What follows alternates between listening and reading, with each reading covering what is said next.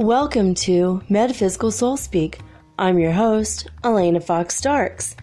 Hey guys, I'm back at night, and hopefully the internet will hold in this place. We just, for 5 or more hours last night, there was nothing, and I just fell asleep, and I woke up in the morning going, oh my god. So again, I apologize for not having the show done, on time last night. And I hope that you did enjoy the show I did this morning to make up for it based on my experiences around keto. I have a few more experiences around keto that I had today. I wanted to share some information with you guys and some really strange and creepy things. And it's been a little bit of a supernatural day, so we're going to get into that in a moment. But I did wanted to tell you, thank you guys for being my listeners and my subscribers and for sharing this, because just yesterday we hit 10,000 listeners. So pretty cool. It was a good day for me yesterday. The day that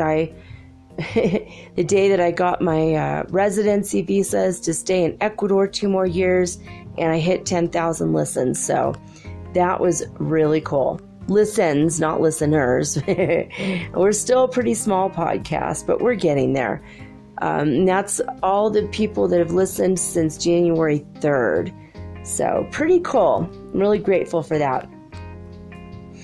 So this morning I was with my friend from Quito. His name is Anthony, and he listened to me record the show. And then my son and Anthony and I went walking around Quito, and he wanted to show us his city. And we started off with seeing dancers that are indigenous people. And I took some pictures. Hopefully I'll be able to get those pictures up on Instagram and Twitter soon. And both of those you can find me at Mermaid Girl 888. And on Twitter you can further search for #SoulFamily, #SoulTribe. That is usually one or both of those are usually the hashtags I use. So, for my spiritual postings anyway. And if you add me, I'll add you back. So after the dancers, I found a guy with a table full of these weird little statues, and they had pointy ears and giant hands and giant feet, and they all had little outfits, and they're handmade little statues. And when I left Cuenca, I saw a table full of these too. And in Cuenca, in this the Chinese store that I went into, this guy was selling mostly Chinese spiritual things, incense and a bunch of Chinese coins, and it was pretty cool, neat little kitschy store. And I saw he had a table of these things, and I was just like, not gonna register it, don't want to know right now, kinda. And he said they're duendes, and I'm like, okay. And I didn't even know what to do about it. Then today I ran into a table of duendes again, and I asked one more question, and the man told me that they are fairies, basically. So these are little nature spirits. They're dolls made to represent nature spirits. And I thought, oh, interesting, cute. And I thought they're just like the troll dolls in the 1960s until today in the U.S. So again, I just kind of was like, eh. And then my son had asked for money to go get water or something. at the pharmacy. Well, the pharmacy is closed, and he comes back with, you guessed it, a duende. And I guess the guy had a table of them, and he said, you pick out the one that speaks to you spiritually first, right? So the one that kind of grabs your attention is probably the one for you. Well, my son found one with a beautiful eggplant purple colored outfit on, and most of the duendes have pointed hats. This one had a flat topped hat, and the man told my son, this is an Irish duende. Oh my gosh, here's my Irish son in the middle of the night in Quito picking out an Irish duende. And this doll has this magnetic power, and its eyes are made from hematite, which is a stone that looks like liquid metal. And he has a coin in one hand and a stick in another, like a walking stick. And the man told my son that you have to charge them up in the full moon once a month. So apparently, if they're made right, they're not just a doll or a funny figurine to represent fairy folk. They're actually, I guess, inhabited or visited by the fae folk. And furthermore, there's been stories of things moving around when you have a duende in your house. So I guess the spirits come and inhabit the doll or visit the doll, and they do things around your house to let you know they're there. So speaking of haunted things, like haunted jewelry a couple nights ago, and now we run into the duendes. So that was like a really interesting thing that happened today. We went to a place called Casa Cultura, the House of Culture, and we walked around and saw some really beautiful art. One artist had painted 4 or 5 paintings of these people, and they were interesting. They had very strange hats on, and they were crying, and one looked like it was crying gold, and one looked like it was crying tears of lava, and one was blowing its top. And then I looked at the names of the paintings, and the one that was blowing its top said Reventador. Oh no.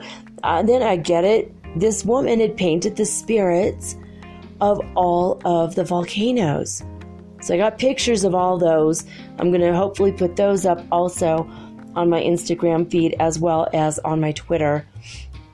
So you can see this artist's idea and representation of the spirits of each of the volcanoes in this part of Ecuador. We have a lot of volcanoes here, but like Cotopaxi, for example, she drew him as a blonde man that's smiling and happy with blue eyes. That's because Cotopaxi never goes off. Cotopaxi, I think, is dormant or just never blows its top. Reventador is well known for not only blowing its top, but blowing huge chunks of rock out of the volcano, and it goes really far away from the volcano, and it's very, very, very dangerous. As far as volcanoes go, that's the most dangerous kind that blows giant rocks that weigh a ton out of its top. In addition to lava, and the lava doesn't just flow nicely down the sides or spew into the air and then fall. It's like it's like spitting out in every direction. So when Reventador starts to blow, people will keep their distance, but they film it because it's so crazy the way it goes off. So that was very interesting. And we found a library inside the Casa Cultura. And from there, we could see the bank of the National Bank of Ecuador. And you know how there's gargoyles on the side of buildings? Well, here, they're really creepy looking condors. And a condor is kind of a sort of vulture. So that was really interesting. But we saw the angel that looks over the city. We saw the basilica, which is a huge Gothic cathedral. Well, it's a basilica. It's like a big church. Lots of churches here. So after Casa Cultura and after I bought my son a book from the book vending machine, how cool is that? There's a vending machine for books. They were $2 each. Such a deal. But we went to the Franciscan church of Quito, the Iglesia Franciscan del Quito. So basically where the Franciscan monks are. I did not run into my friend, and I didn't have a Wi-Fi. Otherwise, I would have wrote to him and asked, hey, where are you working? Because my friend from Brazil might be working in that very church.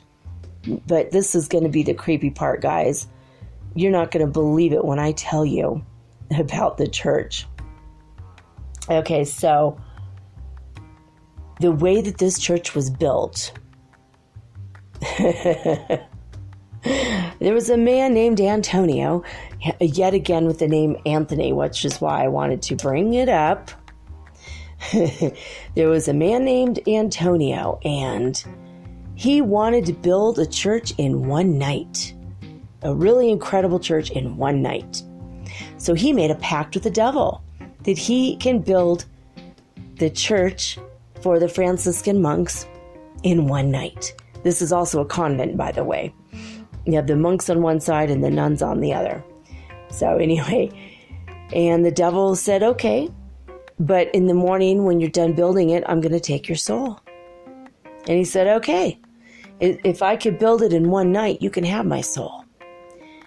So this man, Antonio, built this incredible church, and it was done in one night, according to the legend of Quito. And when the devil came the next morning, after it was done being built, he said, okay, now I'm ready to reap your soul. You have to come with me now. That was our deal. But you got your church done. And he said, well, we don't have a deal. And the devil said, why not? You know, you gave me your word. He's like, sure. But you said I could get it done in one night, and it's not done. And what happened was, when he built the whole church and the whole plaza and everything on the outside of the church, which is very elaborate, he had on each side spaces to put 7 water spouts on each side. But he only put 6 on one of the sides. And because it was missing one water spout, the devil could not take his soul, because it was not built in one night. And even to this very day, even if I went and built a water spout there to make up for it being uneven and put 7 on each side, the devil still could not take his soul, because it still would not have been done in only one night. So what does that mean? Is that there's 13 water spouts. 13, again with the number 13. We took the bus 13 last week. My son and I keep running into the number 13. This morning in Abuelita Esther Cafe, when we had our breakfast, the bill came to $13 even. Everywhere we go, the number 13, okay? So we go inside this church, knowing that it has something to do with the devil. We start calling it the devil church. We walked in, and it's at first just massively impressive, gold everywhere. And it's so busy that we were in there, I think, 2 hours. And you can't even see it all in 2 hours. You could probably sit there 2 hours a day for a month and not notice everything. You'll see new things every time, I'm sure. It was so elaborate. I mean, there's pictures of saints on top of other saints on top of other saints, going all the way to these dome-shaped ceilings and the hallways, and just elaborate pieces of marble slabs. And every couple feet, there's a whole nother altar and to a whole nother saint. And then below that saint is another altar to another saint. And all around that will be even more pictures. And I don't know, guys, there was some really, really creepy stuff in this church. Okay. I really didn't feel the presence of God there. I felt more like the presence of death. And I didn't know the story fully. I knew the devil had something to do with it. And I learned the story when I came out, and Anthony told me the whole story. And my son had heard the story, so my son had relayed the story to me when Anthony was telling me, just so I could understand it in 2 languages, because the story is so creepy, right? So here's a church that the devil helped build. And it's elaborate, more elaborate than anything maybe I've ever seen. But there were times when we were kind of shocked at something we saw. You know, we're just like, wow, there's just so much to look at. And then we look down and we're standing on a crypt where a family had been buried just beneath our feet, or a person, the crypt of a person. We went to one part of the church and there was an iron gate. Yeah, the kind that you build to keep Satan out of a church. I mean, or any kind of devil or demon. Really, really creepy, like an iron gate that was squares. And I know you know what I mean. If you've ever seen any kind of movie or TV show, even in Charmed, I believe there were iron cages to keep the witches in, the demons, and then one time they did to keep the demons. You know, it's like this well-known, supposed fact that you can hold a demon out or in a cage if it's iron. Well, we saw a gate like that, so that was really kind of creepy. And just walking around the church, we noticed there were these crosses that were made from wood, very simple, which is weird because the whole church was very elaborate. And these just plain, it looked like, not 2x4s, but, maybe, 4 inches across by 4 inches across, maybe even smaller, really small crosses on top of these really elaborate displays, and against a white wall, which was also weird because the rest of the place was blue, various shades of blue and pale mint green and different colors. And anyway, there were 13 of these crosses, which is, the number of death. So death was all over this place. Like everywhere you look, there was something to do with death. I mean, not only the 13 water spouts outside, but the 13 crosses inside, the creepiness, the crypts. There was a statue of what looked like a saint, but not attached to the saint, but behind him were these elaborate wings made of actual silver. And I asked Anthony about it, and he goes, I think that's Saint Michael, meaning Archangel Michael, who the Catholic Church made into a saint for some reason. And this statue that was created was holding an actual skull of a dead person. This person died while the church was being built, and that person's skull is in the statue's hand. So, you would think that with gold everywhere, and as elaborate as it was, that it'd be super vibrant and super high energy, because gold usually has a high energy. I didn't feel it.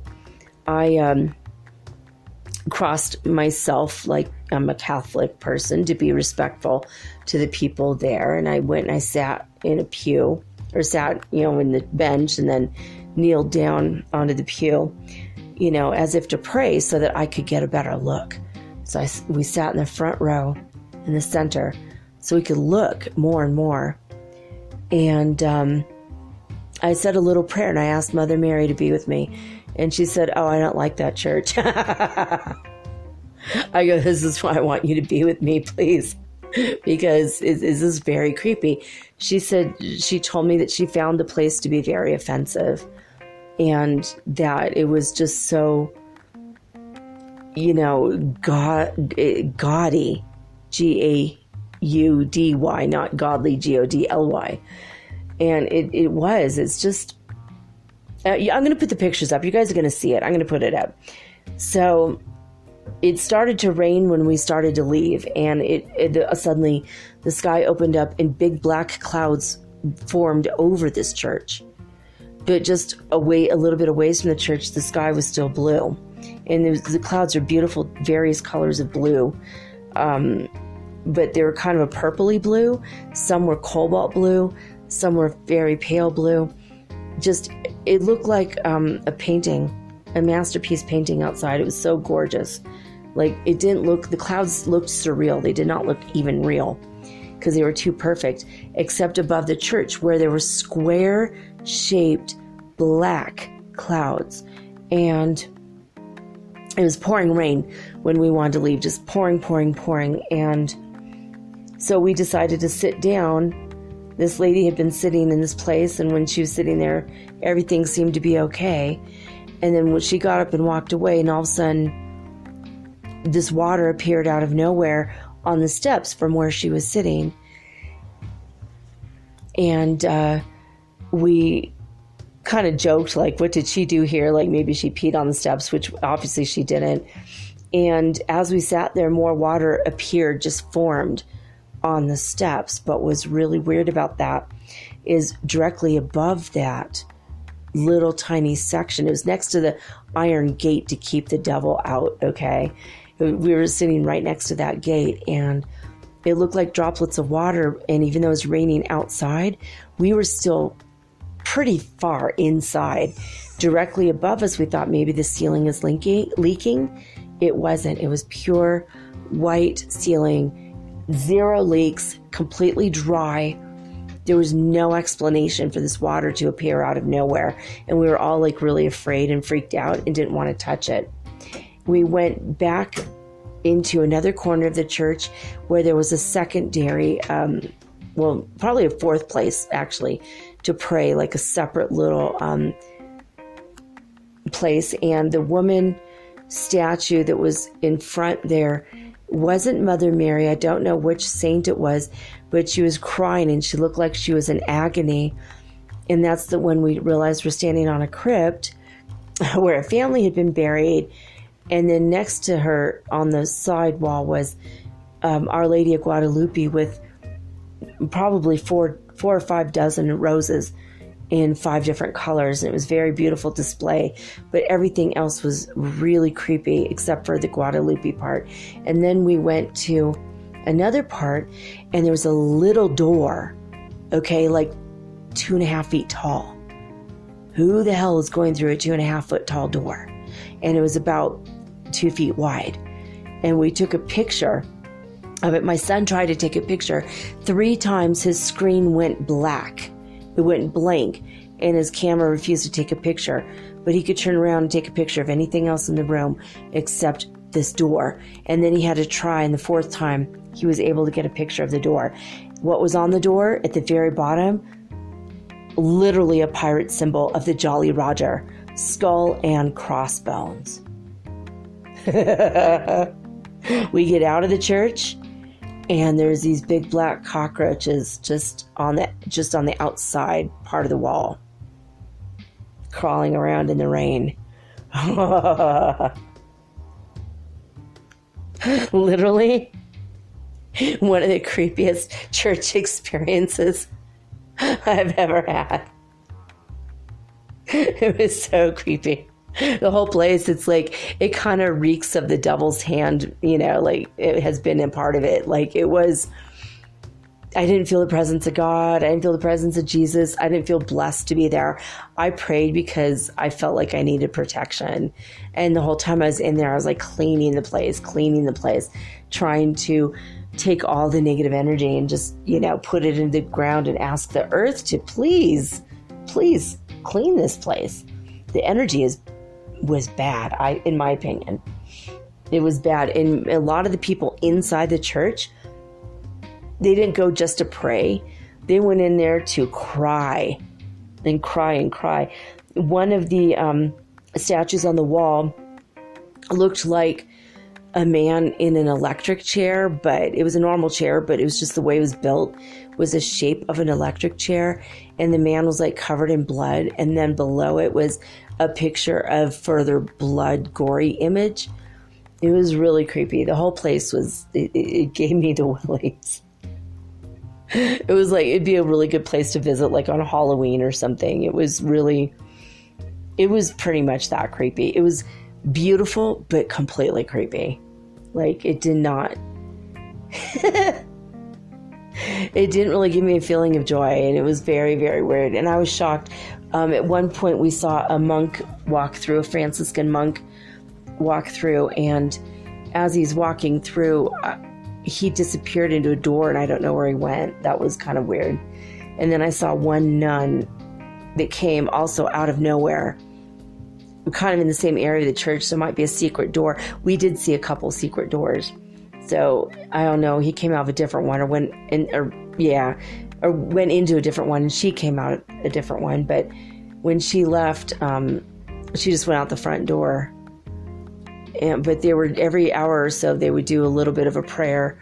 Someone would come out and do like a prayer so people could, pray or sing or whatever. And the music was like, da-na-na, da-na-na, da, like really like gothic, creepy, ooh, sort of energy. I mean, it was so elaborate. I swear it was like right out of a horror movie. It was so creepy. Anyway, enough about that. When we left the church, we were kind of hungry, and we found a thing called a Chileno empanada. So basically food recipes from Chile. And we had never been to Chile, so we wanted to try it. And it was really, really good. And it had, the one I had with chicken, and it looked like chicken and sweet potatoes. It was like a very, very yellow potato. And it was very mild. And then you put this ají sauce on top of it, which is spicy, and fresh cut vegetables, and a little bit spicy, not terrible. Not really, really super spicy, but really good. And so halfway through the empanada, I found one random raisin, and it made me laugh because it reminded me of, in Colombia, there was these mashed potato balls. Literally, it's mashed potatoes, and in the middle of the mashed potatoes, there's sometimes chicken or beef. The vegetarian ones have an egg, like a quail egg or a chicken egg, and there's always one raisin. And it's like, do I win a prize? Why do I have yay, I won the raisin. I called the raisin surprise food, and it surprised me, and it reminded me of Colombia. And I was like, it's so bizarre. It's like, why is there only one raisin? Specifically one. Because when people make these, they roll. It's not like a random thing. They have to specifically put the food and measure it out inside the dough, and then they roll it like a calzone. Anyway, it was very good. I'm like, hey, I like Chilean food. If this is what it is, very good. So Ascension Symptom Scale today is 99, up from 1 yesterday. And we are going to read now the Ascension. I mean, not the Ascension. Hello. The Schumann resonance. Gonna wait for it to load. Hopefully the internet's working. All right, yeah, it is. Thank you, God. I said a prayer before I got on here so that we would definitely have it. Okay, 11 a.m. UTC time, they write for Schumann resonance. Considering the activity of yesterday and today, with the latter appearing to be similar but with more intense peaks, one has the feeling that there's a pattern towards a significant activity that often occurred around mid-month, and that in July could have maximum peaks around July 16th to 17th. You know what? I kind of think that's true too, honestly. Do you guys feel that? Let me know. Write me, metaphysicalsoulspeak@gmail.com. So anyway, they go on to write, obviously, it is not possible to make predictions, but only to report the feelings, quote unquote. So far, the strongest peak has been at 35 hertz at 9 UTC. All right, so the evening report at 1700, they say, today's activity lasted 9 hours from 3:30 to 12:30 UTC, with the maximum peak as per previous report. From 12:30 a.m., the amplitude remained at normal values. So 35, that's it. Again, just like yesterday, just a boost. So I kind of feel like that too. Like we're getting just a boost up, and that's pretty much it. All right.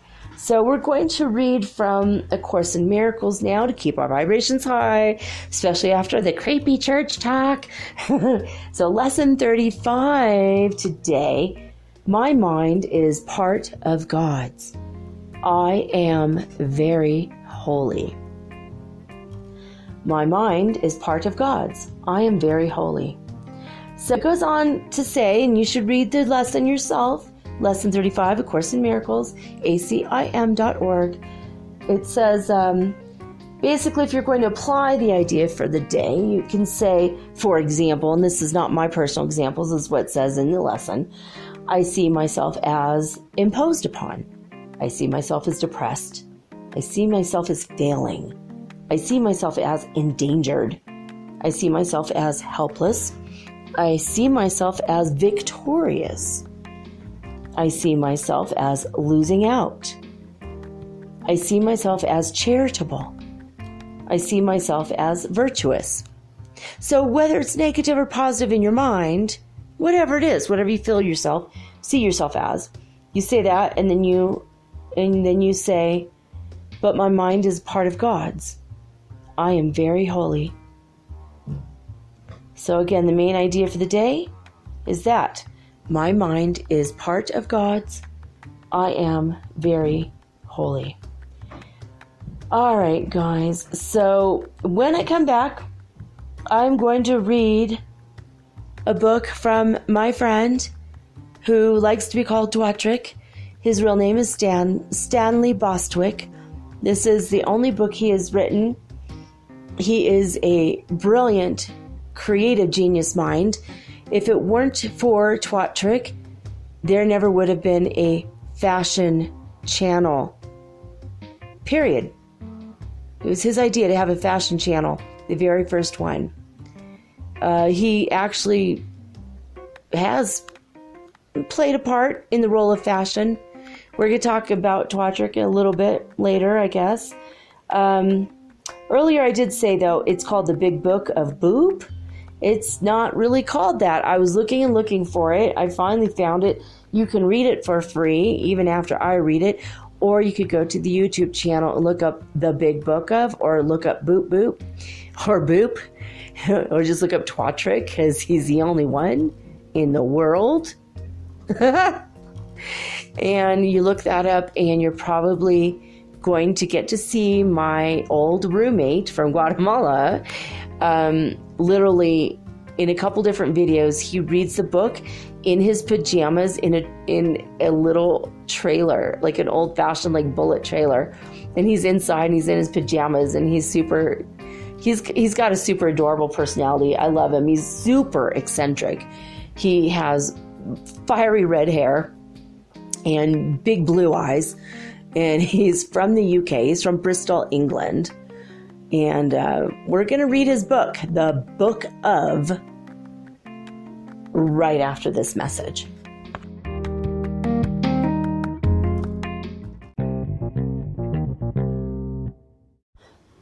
If you're listening to this, you obviously like podcasts, and you probably like music too. Long walks on the beach, romantic dancing under the stars, and oh wait, we're not doing that right now. On Spotify, you can listen to all of that in one place for free, and you don't even need a premium account, which is cool. Free is always good. Spotify has a huge catalog of podcasts on every topic, including the one you're listening to right now. On Spotify, you can follow your favorite podcasts so you never miss an episode. Download episodes to listen to offline wherever you are, including your long romantic walks on the beach. Also, one thing I love about Spotify is that you can easily share what you're listening to with your friends via Spotify's integrations with the social platforms like Instagram. So that makes it really, really versatile.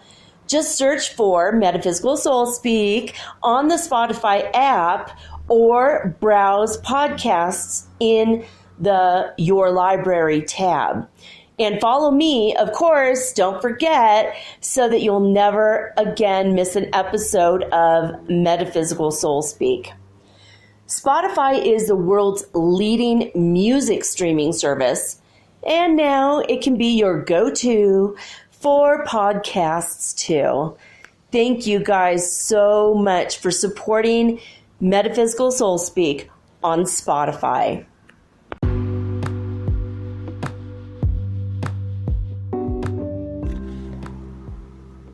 Metaphysical Soul Speak is run on sponsors and listener support. This means listeners like you.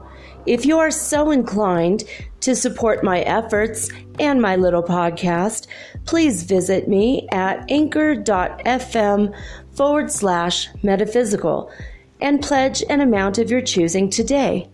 Thank you.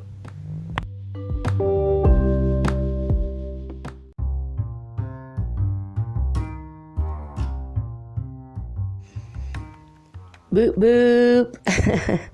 When most people meet Twadrick, they never, ever, ever forget this man again. He has been famous for several real strange things. He is an eccentric, creative, artistic genius. And he's my old roommate. I lived with him in Guatemala for a couple months. When I stayed at the Lake Atitlan, he, one time, this is one thing he's famous for. One time, a friend of his I think she was in Oregon or California. I think Oregon, though. She was trying to kick the habit. She was a heroin addict, and she was in a rehab. At the time, Twadrick was staying in Florida with a friend, and she called him and she said she was so sad that she knew she was doing the right thing, but she didn't want to stay there, and all she really wished she had, what she really wanted was a hug. She felt so alone and so afraid. So Stanley Bostwick, otherwise known as Twadrick, said, "I'll be there in 3 weeks." And she said, "What? What do you mean you'll be here in 3 weeks?" "Yeah, I'm gonna take a little walk. I'll walk over to you. Like, this is over 3,000 miles. And she's like, "You can't walk that far." He goes, "Well, if you stay in rehab and get yourself better, I will. I'll be there in 3 weeks. And she stayed in rehab, and he walked from Florida to Oregon to give her a hug. And who is this crazy Englishman walking across the country, you ask? Well, of course you're going to ask, but so did all the news teams in all the states. He ended up being on the news in many states across the United States, and he became famous for the Englishman who walked across the United States just to give a friend a hug. And when he started off walking, he had no money. He had no car. He was walking. He just carried whatever he had in his backpack. And along the way, he relied on the kindness of strangers. He asked the universe, and the universe provided him. If you could find one person in this world that iconically represented the Fool card in the Holy Tarot, it would have to be Twadrick. He walks this earth with complete faith in what is, especially in the unseen part of the what is. He created a phrase that I learned quite rapidly, and ever since I've met him, I've been using this phrase, boop, boop, boop, boop. He's always saying boop, boop. Boop, boop. And you're going to find out why when I read you the first half of the book of tonight. So, but before that, I wanted to tell you what he looked like, because when I first met him, I walked into his house with my friend who knew him very well, and we were introduced, And my friend hugged him, and I thought, well, I'm going to take a cue from that. I'm going to hug him. And he kind of put his arms up in a cross in front of him. I'm all, whoa, I'm sorry. That was awkward, right? I'm sorry. I didn't mean to try to hug you there. He's all, I don't know you. And you didn't see the sign. I'm like, what sign? He goes, look up.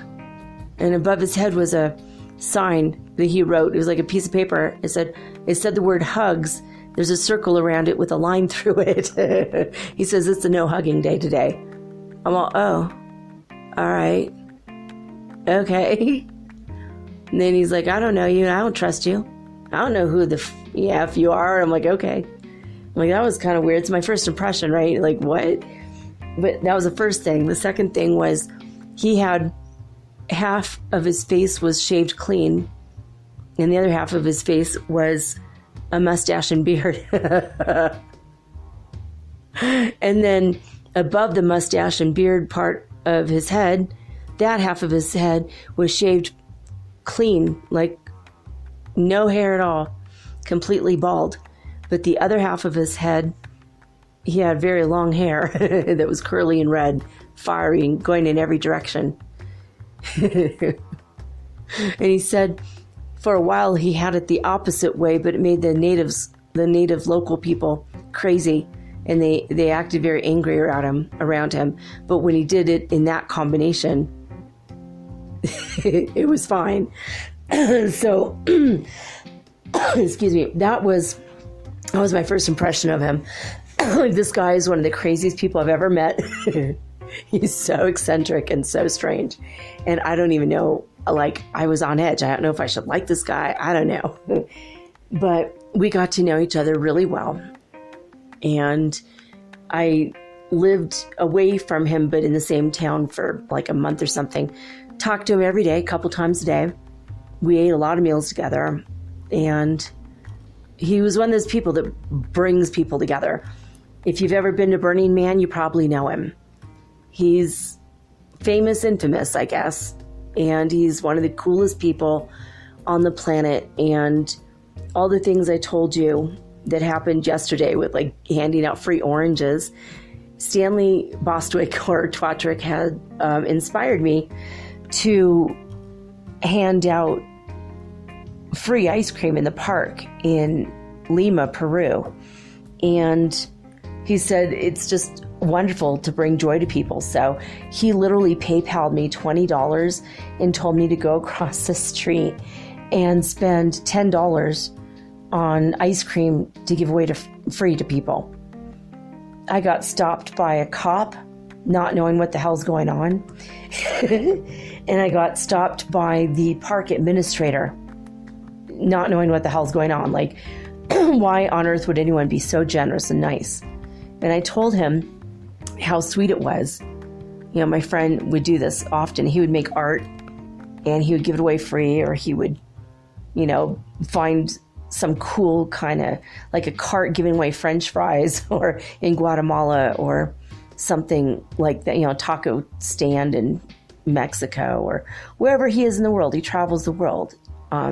He's a complete free spirit. And he's also an artist, and he's been commissioned to make elaborate paintings for people. Usually it's clouds on ceilings. That's a very popular one because his clouds are really, really good. He paints mermaids and all kinds of cool stuff, and had businesses where he grabs a bunch of old used clothing and he paints his artwork on it and sells it for not very much money. My oldest kid still has a vest that he gave him with his bread and butter people. I'm not going to explain that one to you, but that's one of his patterns that he created. So he has been commissioned to build elaborate labyrinths in people's yards and on people's lands. And at one time he had a free restaurant. That's right. Not even the Gratitude Cafe, where they say you pay what you feel the food is worth or what you can afford. No, he said donations are welcome, but this is a free restaurant, literally called the Free Restaurant. And he ended up at the end of every month having more money than what he spent to make the food. And he had enough money. He said he kept him in beer and weed money and also his rent. So he was happy and everyone was happy. Everyone felt great. A lot of people that were starving in Guatemala got to eat for free. So he has had a lot of amazing, really super amazing ideas. Punk rock bands. He was on, I want to say Graham Norton, I think it was one of the British TV shows. And he just decided one day to crash it, walk in and just be a total punk. He's a punk rocker too. So when I say this man's eccentric, he is eccentric. He is one of the coolest people in the world. He does not even know I'm promoting The Book of tonight. He will in time. Now, when I read this, you're going to understand that I'm going to have to spell some words. And I do encourage you to go find this book. And I will tell you, if you write me at metaphysicalsoulspeak@gmail.com, I will give you the instructions. It's very complicated to get to this book, but it's worth it to read it and see the artwork he does on the cover. Also, he has a way that you could buy the book, and he would actually probably make you your own art on the cover, but he'll definitely sign it. And it might be worth it. It might be worth money someday. We'll see. But here we go. Without any further ado, this is the book of... And right off the bat, we start with a word that's misspelled. So this is well done, D-U-N. Time equals force times will, to the power of desire squared. How to be a complete twat, one boop at a time. Sometimes, S-U-M-T-I-M-E-S, and then he puts in parentheses, Brian Brown. And then below that, introduction, question mark, chapter 1, the Boop, B-O-O-P, capital B. So, chapter 1, the Boop. Boop, boop. Let's make this clear from the outset. Boop, boop, boop, boop. The Boop, in its many forms, is going to take a very large role in the journey we are about to share. Sometimes, S-U-M-T-I-M-E-S, sometimes, because Brian Brown doesn't always believe in constants. And well, let's get back to Brian and sometimes later. Boop, boop. What is the Boop? I hear you. Boop, boop, boop. The Boop is everything and nothing, a constant changing vibration that is the fabric of all we perceive around us. Its echo, boop, boop, is the illusion we accept as solid mass. We should honor its presence and laugh with its absence. Traveling in waves, infinite amounts of Boops, booping around, searching for each other, and sometimes hanging out together. Boop, boop, boop, boop, boop. Try not to get too distracted by the Boop, for the space between Boops is what you call reality. And do not get too, number 2, mesmerized by reality, for number 4, the Boop is the word. Boop, boop. We will be explaining what the Boop is searching for further in our journeys, so for now, let's just say it is attempting to experience a relationship. Now, if you're to get what it takes to be a complete twat, you are going to have to experience a relationship with the Boop as well. Boop, boop. This is going to take a childlike, not childish, approach to having fun with an alien concept. You have to release, accept, trust all the other lessons of life. A sense of humor will be required, and with humility, gratitude will become a colorful flavor. In the all-you-can-eat buffet called life. Boop, boop. Hopefully you're now eager to get on with things and want to know how you can apply the Booop and build this relationship that we are proposing you experience.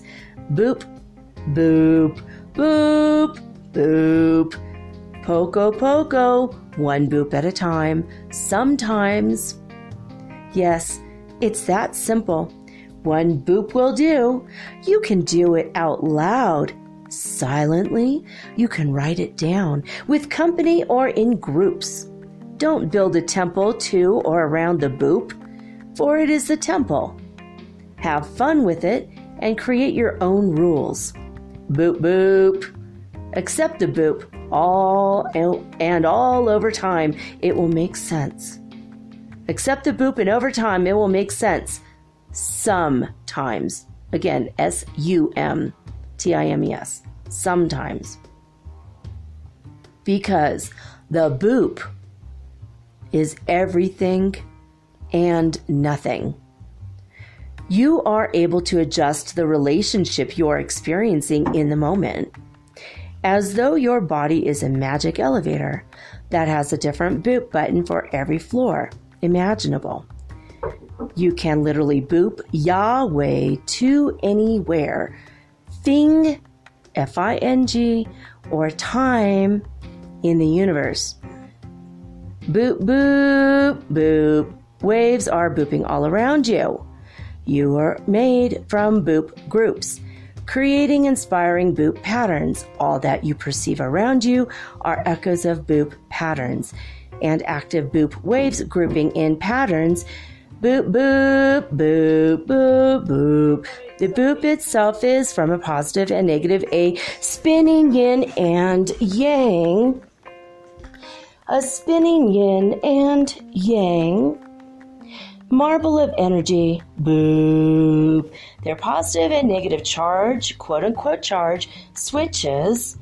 Rolls as light is Boop reflected around, and Boop shadows are created. All Boops are neither good nor bad. They just are. The letter R. They just are. And this is always changing, swinging between 49% and 51%. The whole achieves perpetual motion. Through this indecision between light and dark, positive and negative, it is not possible to be good nor bad. You can only achieve both by being neither. Boop.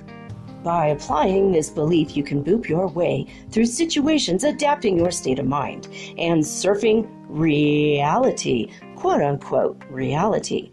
We say state of mind because at this point, we still believe the only thing you can ultimately control is if you're in a good mood or a bad mood about it. Boop, boop.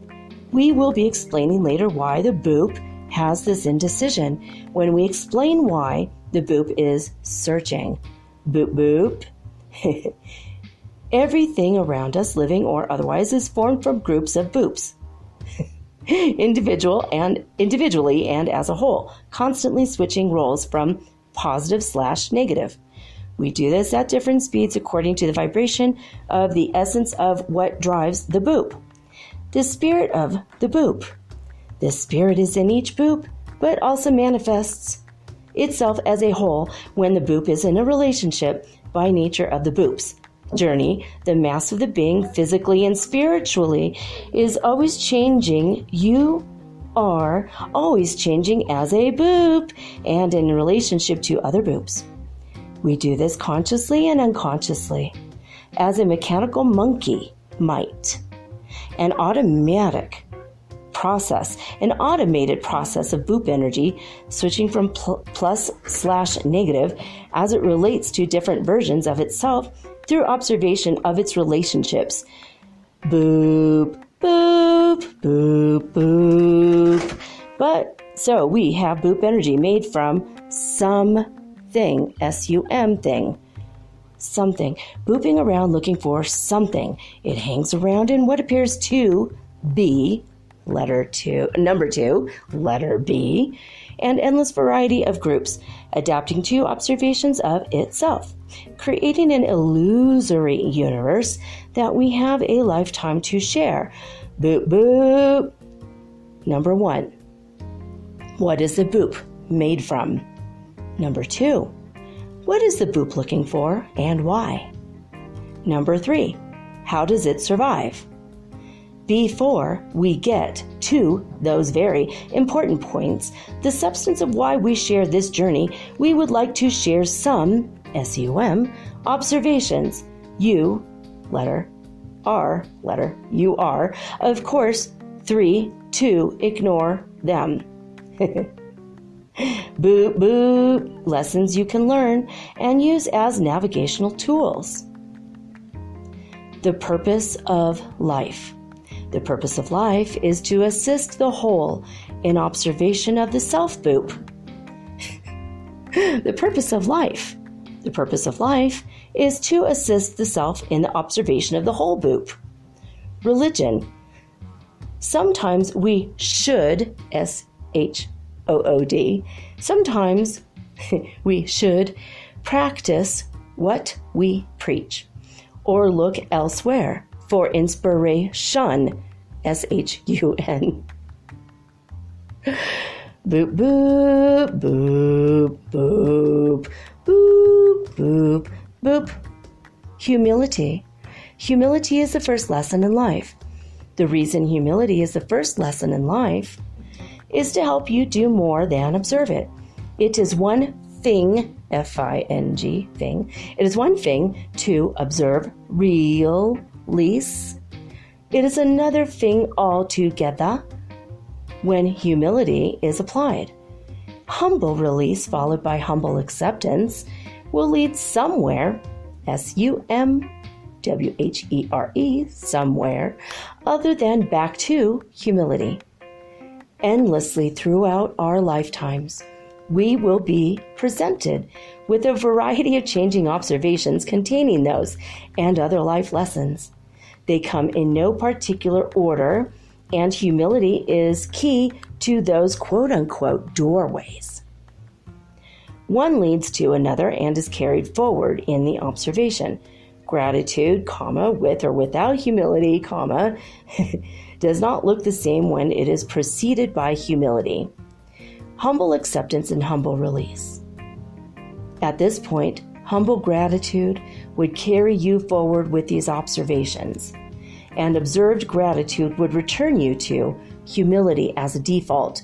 Boop, boop. Navigating these options will lead to a greater understanding of your role. Sometimes. A good working, W-E-R-K-I-N-G, working. A good working example of this would be for me to suggest you had more than likely skipped through the book so far. You have read more than one book before, so you feel you can predict some of what is next, enabling you to skip read. The book's subject and approach is a stretch by most people's imagination and has yet to provide any evidence. You would have to, the number 2, be completely childlike or enlightened to have the humility to automatically have the release and acceptance required to observe all we had written so far. So I humbly suggest you go back and read from the cover again, applying what I have proposed regarding humility. Thank you. Boop, boop. Quote, note to artists, unquote. Your first lesson in life is release, followed rapidly by humility. If you can't truly release your efforts, you will be tainted. Boop, boop, boop, boop, boop, boop, boop. Worrying about where your art comes from, or where it will go, or how you will be rewarded for it is an imaginary block/hurdle. Get over it. Boop, boop. Thank you. Gratitude, thank you, F-A-N-K, thank you. Thank you, gratitude, thank you. We say thank you whenever we remember to, out loud sometimes and silently. You don't have to wear gratitude on your sleeve, but you can when it is appropriate. Thank you is my mantra, sometimes. To be a complete twat, you are going to have to be grateful for the positive equally with the negative, sometimes. S-U-M-T-I-M-E-S. Whenever you observe, you will be given the opportunity to be grateful. Every situation you encounter and have an observed relationship with, it will have equal amounts of positive and negative supporting the other, making it possible for you to be grateful for the observed and the unobserved at the same time. Boop, boop. Thank you. When you reach for an apple, you can practice silent gratitude for your arm working as you reach. You could have a silent thank you for the pear you are not eating and the company you share it with. Could receive open gratitude slowly over time. Thank you will become gratitude. Thank you. A working practice for gratitude, just as in the physical world of reality, the mind is made up from endless boops booping around, making observations and changing its viewpoint, making the same boop observations and lessons we observe in the real world. Boop, boop. Now a string of humble observations is okay. But who wants a string of its opposite? Let somebody else do that job, that's what I say. So whenever you find your mind wandering down the path of negativity, use thank you as a default. Be grateful for understanding it's negative. Be grateful it is there. Be grateful for its lessons. You can find the positive and be grateful. You can stop thinking, F-I-N-K-I-N-G. You can stop thinking about that now and think about something positive. Boop, boop. Thank you. Sometimes. The sum of all time. Everything is only possible sometimes. There are no stable constants, only sometimes. The universe is made up from endless possibilities that only happen sometimes. Try not to concern yourself with doing everything. It's taken care of sometimes. Do not stress yourself out with trying to control stuff or hold on to it. Observe it and decide if you are happy or not. Nobody is in a good mood all the time, only sometimes. Pretty simple. Sometimes is my main mantra. Sometimes thank you is my main mantra. Boop, boop. Booping. With every boop you receive a brand new boop brain wave. Booping. With every boop you receive a brand new boop brain wave. Boop, boop. A boop is never alone and is sometimes observed. Hope. The smallest amount of hope imaginable can disperse all known fear. Thank you. Boop, boop. Time is on your side. Boop, boop. All right, that is the first half of the Book of by Twatrick, otherwise known as Stanley Bostwick, the famous artist, author, somewhat fashion designer, amazing artist, labyrinth maker, and overall merrymaker in this world, created of several boops. I hope you've enjoyed the reading of this. Unfortunately, it took me another, I would say about 5 hours before the internet started working properly again. And so you've heard somebody on the outside of this room being extremely negative and knocking on the door when I'm in a private room, trying to get my work done, second night in a row. But thank God we have a little bit of a signal enough to hopefully get it uploaded. As they say in some parts, some neck of the woods, God willing, and the creeks don't rise. Anyway, we are not going to stay at this hostel probably ever again, mostly because of the crazy decorations and the smell of sewer, as well as the horrible, horrible internet connection. So tomorrow night I will be in a different hostel just a few blocks away where they supposedly have excellent Wi-Fi. We'll see. We'll see. Anyway, I hope that whenever and wherever you are listening to this recording, that you are safe and sound and happy and accepting all the boops. And when you don't feel good, literally just say that, boop, boop, and you'll be better right away, because it'll make you laugh and it'll make other people happy around you too.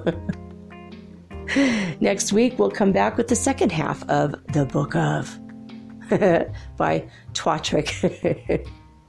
But now we're signing off with peace and joy and the high vibes of the holy fifth dimension.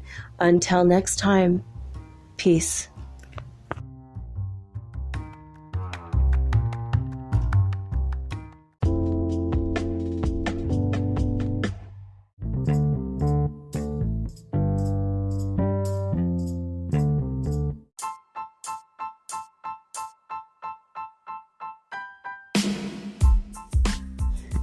Chances are you've heard of CBD oil, but maybe you're a little afraid it might make you a little high or super drowsy. Possibly you're not going to pass mandatory drug testing at work. Am I right? Well, I found an amazing company. I'm including the link in this episode's description. Okay. This is derived from only the hemp plant. It does not contain THC, which is the factor in marijuana that makes you high. This CBD oil has been known to reverse aging, help you through weight loss issues. You will literally lose weight on our products if you want. Also reverses hair loss. It also helps you with things like insomnia, anxiety, pain in your muscles and joints, and it gives you benefits throughout your body with its high quality antioxidants. We even have a vape. Would you like to try the blueberry cheesecake? I know I would. I mean, there's so much danger with vaping these days, but not when it is only CBD oil. That's right. You could vape not only anytime you want, because it's not going to make you high, but it's also going to be healthy for you. How's that? Pretty cool, right? Well, go ahead and look in my episode description for my link. And, well, start using your CBD oil today. If you're interested in the business end of it, it's absolutely free to join. It's absolutely free every month, actually. I have never seen a business like this in all my life. So you can start, well, using your CBD oil, and you can start a brand new side hustle for yourself. Hey, as in, hey, Yoga Shaman approves of this message. I love you guys, and well, here's to your health.